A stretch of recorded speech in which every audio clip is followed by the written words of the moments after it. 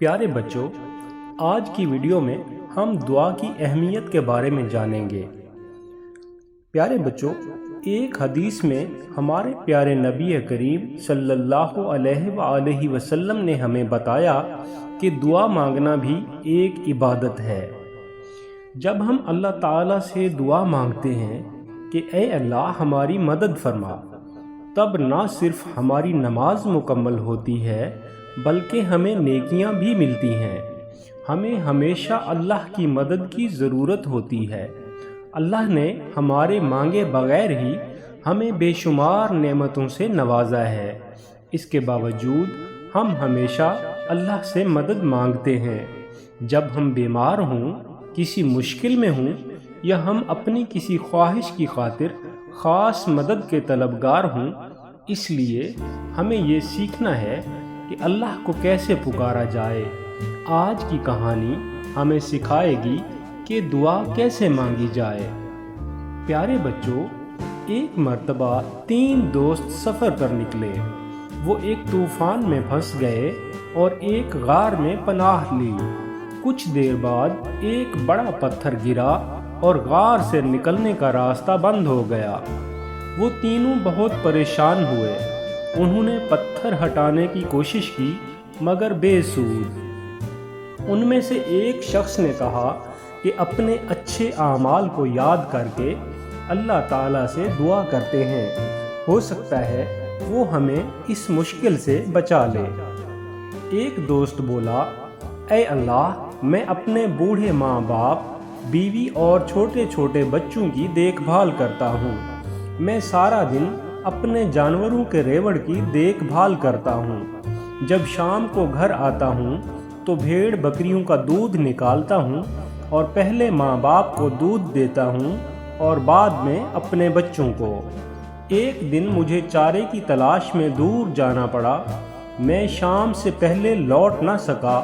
واپسی پر ماں باپ کو سوتے پایا اور میں ان کے سرہانے خاموشی سے کھڑا رہا کہ ان کے آرام میں خلل پیدا نہ ہو۔ مجھے یہ مناسب نہ لگا کہ میں والدین سے پہلے اپنے بچوں کو دودھ پلا دوں۔ میرے بچے میرے قدموں میں روتے رہے۔ میں اسی حالت میں والدین کے پاس کھڑا رہا یہاں تک کہ صبح ہو گئی۔ اے میرے اللہ، اگر میرا یہ عمل آپ کو پسند آیا ہو تو ہمیں اس مصیبت سے نجات عطا فرمائیں۔ وہ چٹان تھوڑی سی سرکی یہاں تک کہ تھوڑی سی روشنی نظر آنے لگی۔ دوسرا دوست بولا، اے میرے اللہ، میں ایک سفر پر تھا کہ راستے میں ایک پرندہ پیاس کی وجہ سے تڑپ رہا تھا۔ میں نے اسے پانی پلایا تو وہ ہوش میں آیا اور اڑ گیا۔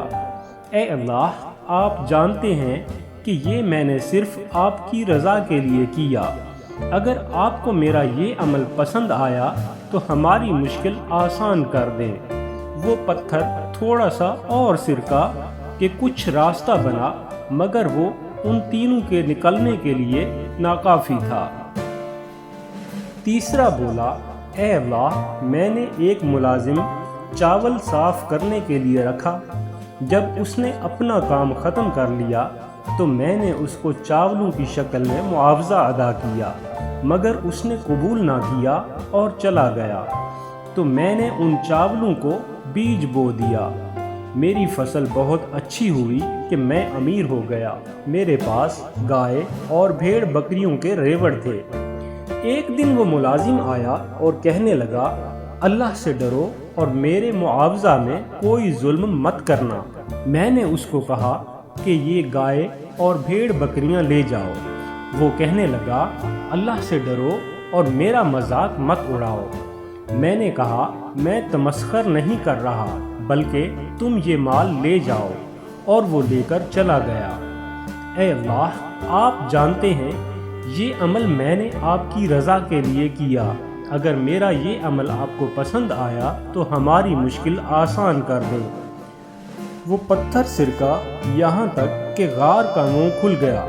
پیارے بچوں، آپ نے دیکھا کیسے ان کے اچھے اعمال اور دعا مانگنے کے طریقے سے ان کی مشکل آسان ہوئی۔